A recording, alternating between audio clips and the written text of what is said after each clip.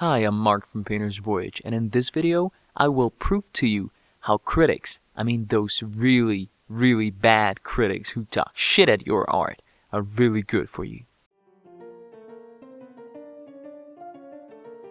This person who came up to me and said, "Man, your art is way too expensive. Do you expect people to buy that?" And I was like, uh-huh. Of course, I could tell this guy off really easily. It was more of electronic conversation. But no, this person, even though he said it in a harsh way, helped me. Every time somebody talks about criticism, I remember one of my friends who is the master critic. You can come up with anything and ask him for his opinion. He will criticize everything. He's not an asshole. It's just the way he is. But as soon as I realized this characteristic of his, I started using it without him knowing. You know, you have this idea and you're not really sure it's good. You ask people, and who do you ask? The people who are closest to you. Why do you do it? Well, it's because subconsciously you wanna hear it's good. You did well. So you go to your parents, your partner, to your BFF, tell them your idea, and you can be pretty much 100% sure they're gonna say something nice about it. Which is good. Being optimistic is needed sometimes. If you paint for a while, then you probably have some self-esteem, and you don't need that. But sometimes it's helpful. And that's what happened here. I just didn't ask for it. But I didn't panic, and I thought, hey, this guy is helping me. Of course, I explained a couple of things to that person, and at the end of the conversation, he was very nice and even agreed it does make sense. And while I'm talking, please enjoy this video of painting called Looping Mood. Okay, like he said, I have no name. I'm a nobody.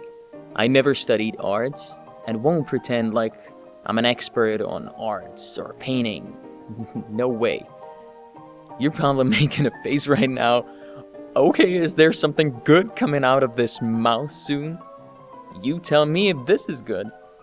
I notice most people who paint on YouTube use these very cheap canvas panels or ready-to-paint canvas, which is fine with me. But the canvas, that's the base. It's like the foundation for a house, the roots of a tree. Yes, it's all 100% precise and symmetrical, smooth and light. It's machine-made. The frames I make myself, on the other hand, are hard and heavy, by far not as precise. I know that, but every time I make them, I put soul in it. Your paintings may be the best in the world. You may have used Da Vinci's brushes. You probably have a degree because you studied arts and you understand it. But if you use that piece of shit canvas, you're just an IKEA between top carpenters with a pretty paint job. You see, I'm not looking for the easiest and cheapest option here. I'm doing what makes sense. I use premium cotton and cotton linen canvas and actual wood for the frames. And I'm happy to spend those extra dollars on these products because first, it's gonna last forever. And second, I help those little companies that sell the canvas. So I'm double happy. And I would rather sell just one painting. I'll leave those 10 other paintings sit in my apartment for another 10 years. I don't care. They're gonna find their seller. I would feel shitty if I were to sell 100 pieces of junk. So that was number one. And in case you're still watching this video, you're probably wondering, oh Lord, what's coming next? Number two is pretty straightforward. It's finding a compromise, which I love. What you will never hear from me. Take it or leave it. That just does not work for me.